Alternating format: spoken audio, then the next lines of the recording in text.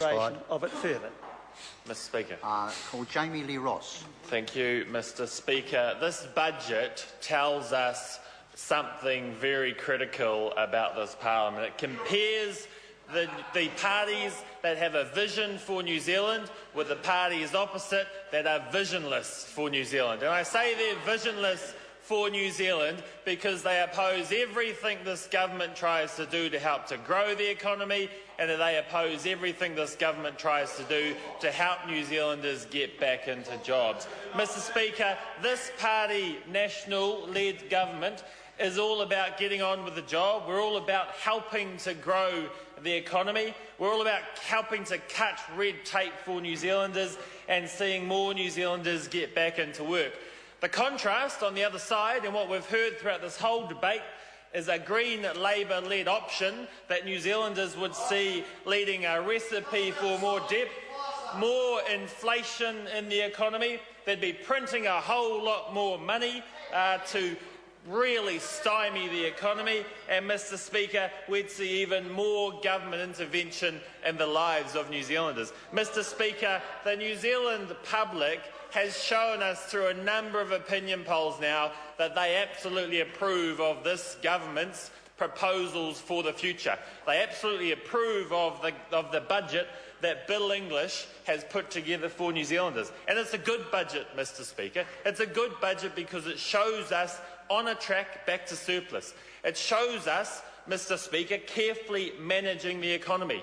We like to hear from the opposition because they're often deluded when they talk about the economy. They like to think that the global financial crisis didn't exist.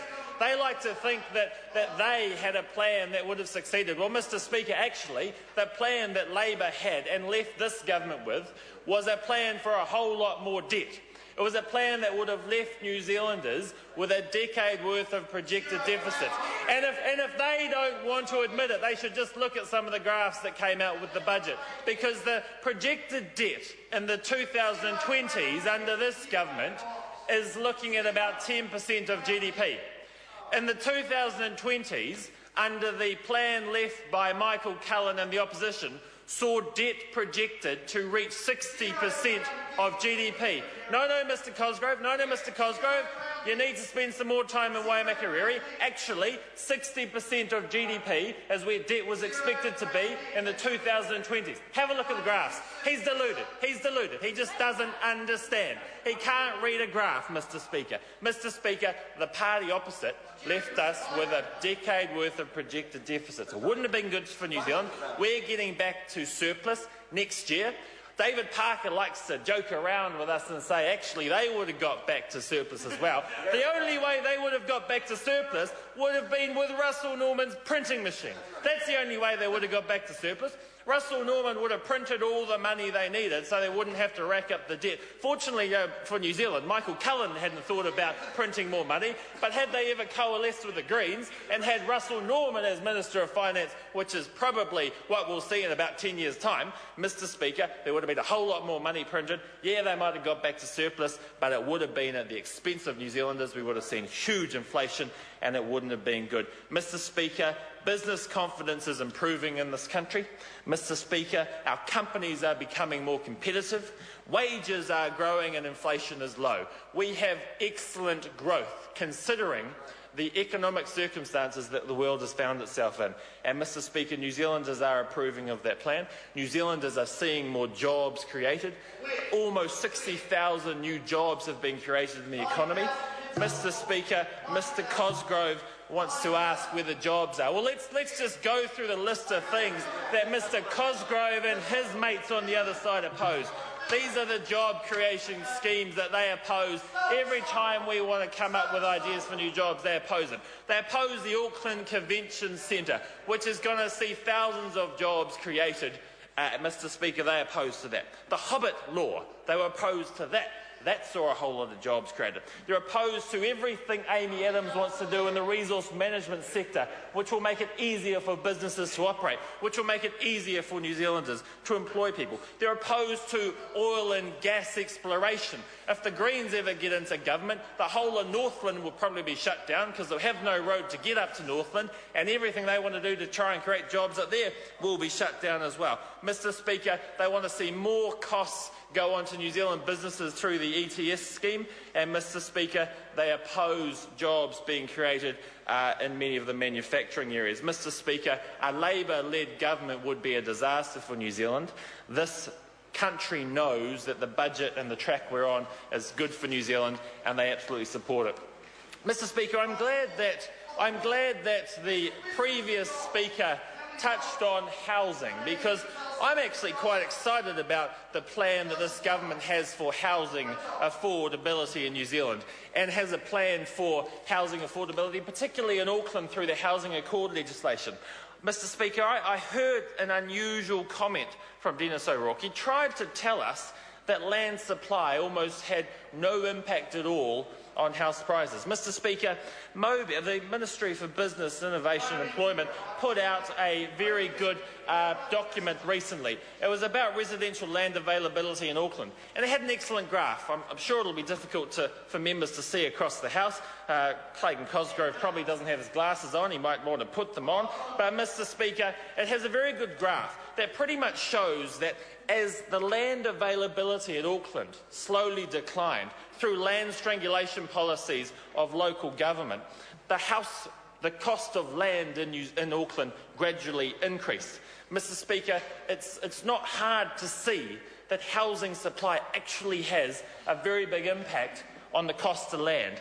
And, the opposition tries to think that they're going to be able to provide houses for Aucklanders at $300,000 each. Actually, Mr Speaker, roughly right now, house section costs are about $325,000 per section. But we're working on it, Mr Speaker. We're working on it because we recognise that land supply is a big issue. We recognise that we need to have more houses coming on board for New Zealanders. Mr Speaker, the Housing Accord that's been agreed with Len Brown and the legislation which is going through the Parliament will be hugely beneficial for New Zealanders.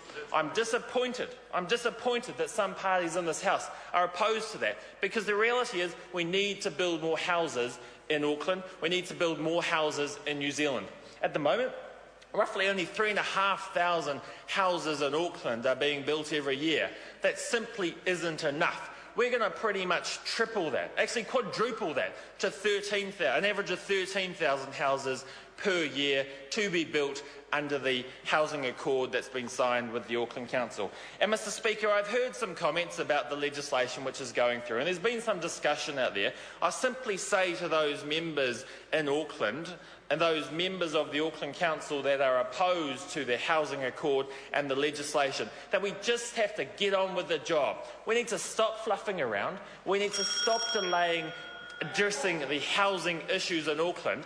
And actually, Mr Speaker, working together with the Auckland Council is the best way to achieve that. But this government knows that if local government isn't prepared to come on board and work as intensively as needs to be done to address housing issues in New Zealand, then we just have to box on ahead and get it done for them. Because, Mr Speaker, New Zealanders don't want to see any more delays. Mr Speaker, New Zealanders don't want to see the housing issue being left for much longer. Mr Speaker, New Zealanders, and particularly Aucklanders, and the type of people that I represent in my electorate of Botany, want to see more houses coming on board. They want to see more land being made available. They want to see red tape being cut, and they don't want to see a continuation of the delays and the problems that we've had in the past. Land strangulation policies in Auckland, where local government, through the RMA process, has deliberately decided it wants to constrain the availability of land for Aucklanders, has absolutely led to a lack of supply of land, which has led to housing costs increasing, and it's led to a poor situation for New Zealanders. Mr Speaker, we're also working on addressing the cost of building materials. Mr Speaker, we're also working on addressing some of the social housing issues that we've got. Mr Speaker, there's a remarkable program that Minister Smith is working on to get more bedrooms and more state housing coming on board. We're spending a whole lot of money to insulate housing, and Mr Speaker, we've got a very good story to tell about housing. It's going to be hugely beneficial for New Zealanders in the future, and I challenge the opposition to get on board. I challenge the opposition to stop saying no to everything. I challenge the opposition to stop saying no to more growth. I tell Raj and Prasad to realise New Zealanders want more growth, they want more job, they don't want more debt, they don't want a printing of money, they don't want a Labour Greens government. I call the Honourable Clayton Cosgrove. Mr Speaker, I'll tell you what this opposition will say no to.